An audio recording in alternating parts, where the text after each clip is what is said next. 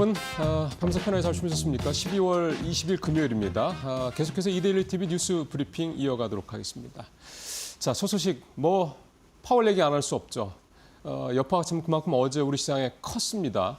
제목에서 나오는 것처럼 이제 매의 발톱을 꺼낸 파월, 환율 금융위기 이후 첫 1,450원대 이렇게 나왔습니다. 앞서 말씀을 충분히 얘기가 나왔겠습니다만은 이번 올해 말, 그러니까 가장 마지막 이 FOMC는 여느 때 FOMC랑은 좀 분위기가 사뭇 달랐다라는 얘기들이 계속해서 나오고 있습니다. 보통은 이제 공식적으로는 항상 이제 어느 결론이 나오면 이제 동결이든 인하든 인상이든 이제 보통 만장일치로 얘기가 나오고 그 뒤에 FOMC 의사로 공개됐을 때 일부 의원들이 소수가 이제 좀 다른 대세와 좀 다른 얘기를 했다 이런 정도가 나오는데 이번에는 그 소수가 아니라 약간 전반적인 느낌이라는 분위기가 나올 정도로 경론이 좀 치러졌다. 심지어 파월 의장도 기자간담회에서 좀 진통이 있었다라는 식을 좀 애둘러서 표현을 할 정도였습니다. 그러니까 이번에 이제 금리를 내리긴 했는데 예정대로 금리 동결을 해야 된다. 지금의 여러 가지 시장 상황들, 특히 인플레 상황을 봤을 때는 이번에 금리를 내리는 게 좋지 않을 수 있다. 이런 식의 우려들이 연준 FOMC 내부에서도 상당히 좀 컸었다. 평소보다. 그런 얘기가 좀 되는 건데요. 이걸 이제 한마디로 좀 돌려놓고 얘기하면 그만큼 연준조차도 상당히 지금 내년에 경제 상황이라든가 이런 부분에 대해서 좀 불확실성이 크다라는 부분을 느끼고 있다. 불확실성은 이제 다른 동의어로 얘기하면 불안감이죠. 그런 부분들이 이번 FOMC 회의에서도 좀 논의가 된 거고 노정이 된 거고 그런 것들이 좀 실제로 시장에서도 좀 그대로 받아들여지고 있다. 얘기를 좀 해볼 수가 있겠습니다. 어제 급락을 했고 오늘은 보합권 수준으로 마감이 되긴 했습니다만 그런 시장의 불안감들이 좀 그대로 나타나고 있다. 이렇게 볼 수가 있겠고요.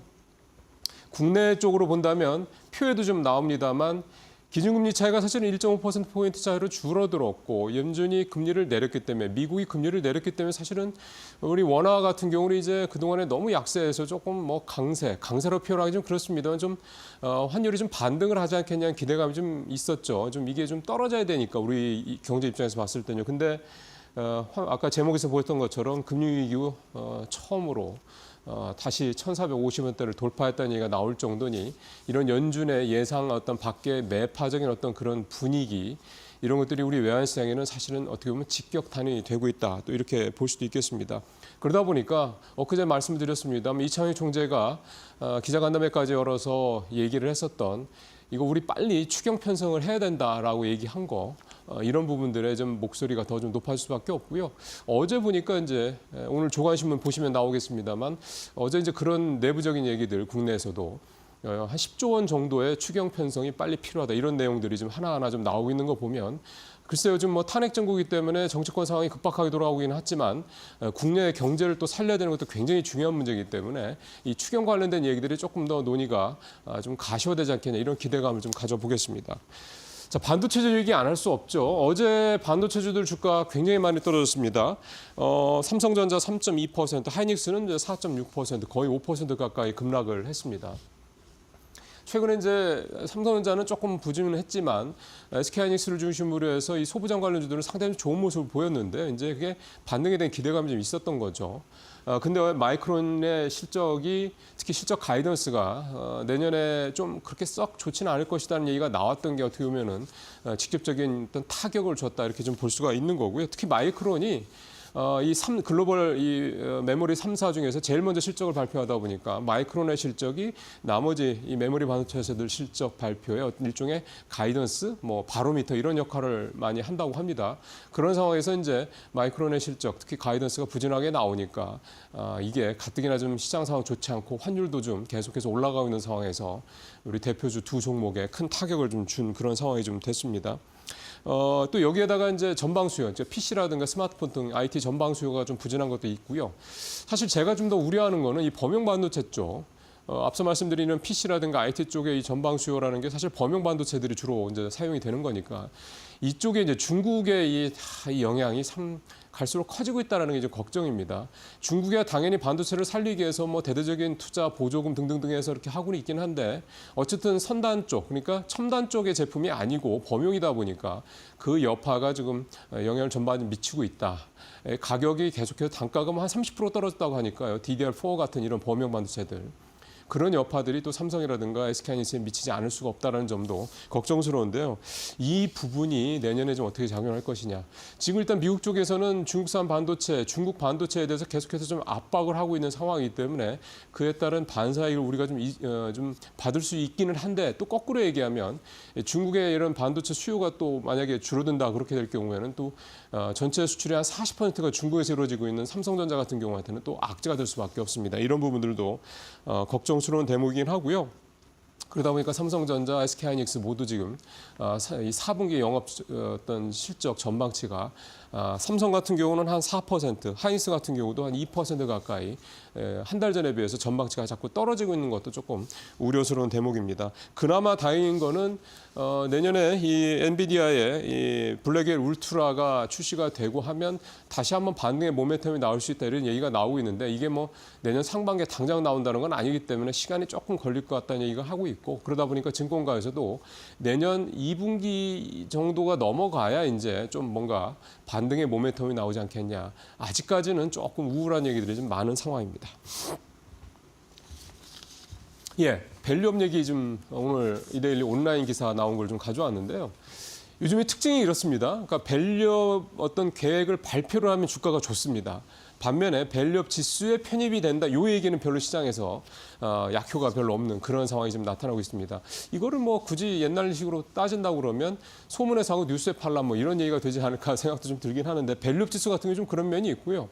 근데 주주하는 정책을 적극적으로 펼치는 회사들의 주가가 좋은 거 보면 이거는 굉장히 당연한 흐름으로 좋은 흐름으로 가고 있다. 시장에서 이렇게 받아들인다는 거는 그렇게 볼 수도 있겠습니다. 대표적인 예를 좀 보면 밸류업 그 지수에 특별 편입된 5개 종목 있지 않습니까? 그중에서 현대모비스는 5% 넘게, KB금융도 한 3% 가까이 올라서 이 두 종목은 괜찮은데요. 나머지 3종목, 즉 KT하고 SK텔레콤은 좀 떨어졌고요. 하나금융지주도 1% 조금 가까이 떨어졌으니까 이 3종목은 좀 부진합니다.